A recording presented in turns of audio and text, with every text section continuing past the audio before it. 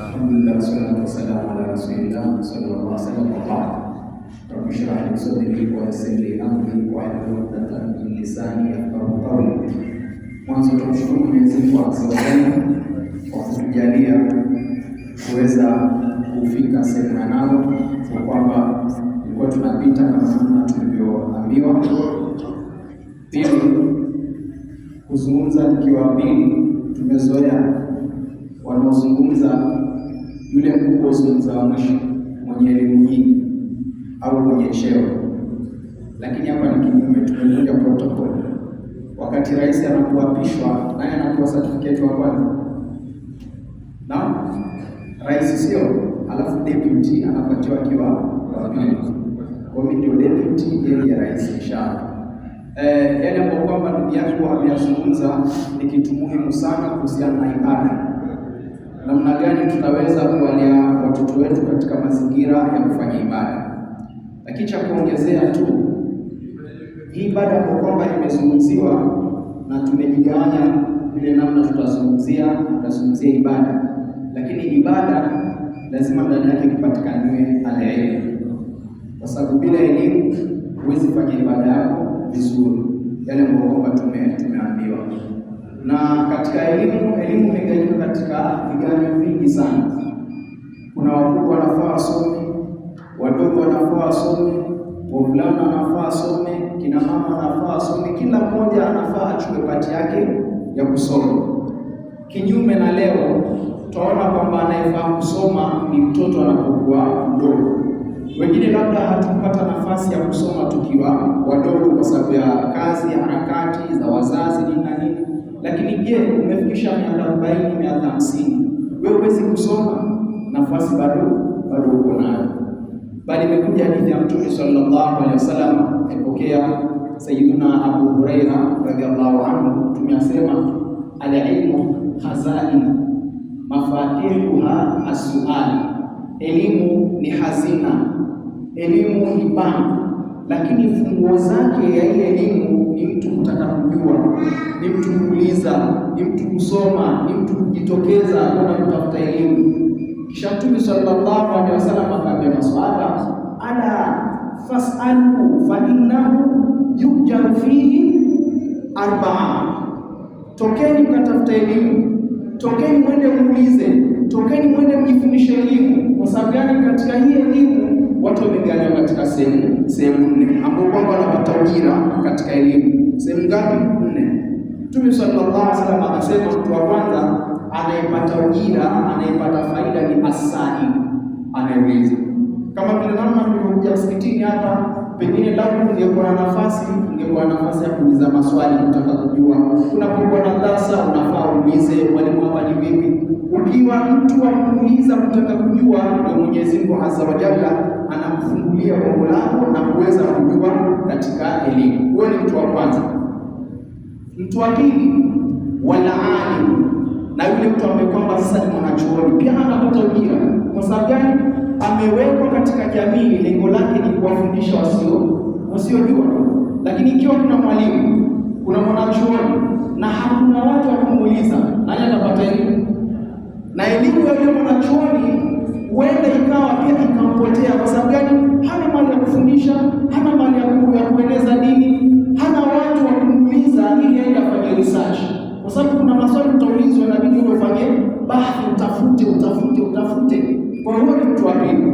Lakini vile vile hata sisi watu wa chini hatukuachwa nyuma. Ikiwa hupata nafasi ya kuuliza, hupata nafasi ya kwa wewe mwanachuoni, lakini Mtume sallallahu alaihi wasallam asema katika watu ambao wanapata ujira, wal mustami, mtu ambaye kwamba afanye anasikiliza. Sasa tukiulizana tu swali moja, lao nyinyi baada ya swala mngetoka nyote, mzungumzaji angesikizwa nani? Hakuna, si kweli? Lakini kwa sababu mmekaa mnasikiliza, nini mnatafuta? Elimu. Hii ni moja katika njia za elimu. Wal mustami, lakini wa mwisho Mtume sallallahu alaihi wasallam asema wal muhibbu lahu, na yule mtu ambaye kwamba kazi yake Yesu muuliza, si mwanachuoni, lakini apenda lile jambo, anawapenda wale watu. mahali ambao yuko hapa na wengine na wale ambao wanaeneza dawa ya elimu hapa, wanafaa wale watu ambao wako pale chini, wale watu ambao wako kule nje, lazima wawapende hao watu. Kule kupenda tu unapata ujira, hukusikiliza. Wewe si mwanachuoni, wewe si mwenye kutafuta, lakini kwa sababu wajua fulani anaeneza elimu, umempenda tu kwa mahaba, kwa fulani mashaallah, msikiti fulani pale jami, watu wanasikiza elimu na wanafaidika, Mwenyezi Mungu anakupatia nini? Ujira. Kwa hivyo sote tunaingia katika kundi la kusoma. Tukishasoma sasa tutapata lengo kwamba mwalimu wetu ametuelezea ili tuweze kufanya ibada yetu kwa uzuri. Na ili kutafuta mahali popote, Mtume sallallahu alaihi wasallam ashasema utlubu al-ilma walau biswim, itafuteni elimu hata kama ni kwenda wapi? China. Haimaanishi mtu anakwenda China kutafuta elimu, yaani tafuta namna yote ambayo mambo utaweza wewe ili uifikie elimu. Leo angalia Mwenyezi Mungu Azza wa Jalla, zama tulizonazo 21st century, kuna njia ambayo mtu anaweza kukosa kusoma. Tuambie mtu kweli. Zamani ilikuwa lazima utoke ukamtafute mwalimu kijijini. Zamani ilikuwa lazima utoke ukatafute vitabu vya zamani ndio uweze kusoma. Zamani ilikuwa lazima uende 2 kilometers, 3 kilometers ndio upate madrasa uweze kusoma. Leo elimu iko kwenye viganja vyetu. Elimu iko kwenye simu yetu. Je, inapanda ama inashuka? Mala asaf elimu inashuka badala ya kupanda. Zamani elimu ilikuwa inapanda kama namna tulivyoelezea.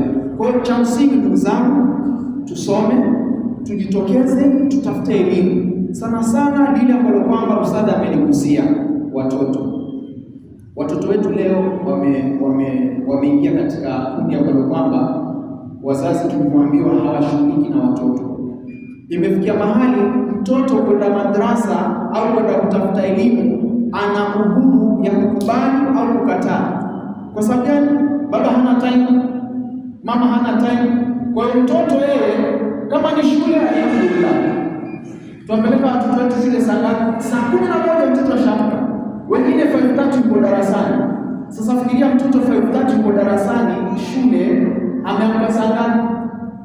Njoo upande wa pili madrasa, ustadhi ukaa mpaka saa 2:30 saa 3 ndio anaanza kuingia moja. Kitabu anaanza kufundisha watoto ni saa 4 saa 5 kuendelea, na watoto hawajali. Kwa sababu gani? Hakuna misingi, hakuna mkazo. Na la kusikitisha zaidi, tukimalizia, katika miji mingi sana kienda katika sehemu nyingi za Kiislamu, yaani mzazi yeye, baba au mama au shosho, kuliko tunaita shosho, sijui mnahitaji hivyo shosho, wanasubiri shule zikifungwa ndio shosho anakuwa mgonjwa. Yaani yeye au mwingine shule zikifungwa ndio baba anafariki, yaani siku zote hapo. Lakini shule tu zikifungwa, baba anapigiwa simu, mama anapigiwa simu, bwana shosho ni mgonjwa, amezidiwa, anataka wajukuu wake aje waangalie. Naye mzazi kwa sababu hajui thamani ya dini, anatoka kigumosi kikubili kwa wapi? Madrasa. Ndio ustadi, nyanya yao shosho amesema anataka watoto anauma sana. Mbona mwezi mmoja uliopita hapo mgonjwa? Au wiki mbili zilizopita mbona hakuja kuomba ruhusa kule shule ili mtoto aweze kwenda kumwangalia nani? Shosho. Hii inamaanisha nini? Tumeweka thamani ya elimu ya dini chini. Angalia namna watoto wanapokwenda madrasa, angalia namna watoto wanapokwenda shule. Yaani mtu upiga kiatu pa angalia utadhani ni kioo, kwa sababu kama kimetoka peponi. Lakini madrasa anavaa yebo, zinaita yebo, sio unahitaji flota. Tena zimetoboka. Kitambo afike madrasa amejaa maji. Kanzu anayovaa iko na viraka vitatu. Wakati mwingine hata kanzu yenyewe hana. Shule zikifungwa ndio anaulizia mama, kanzu yangu iko angalia kwa chini ya mfuko kama nilirusha huko.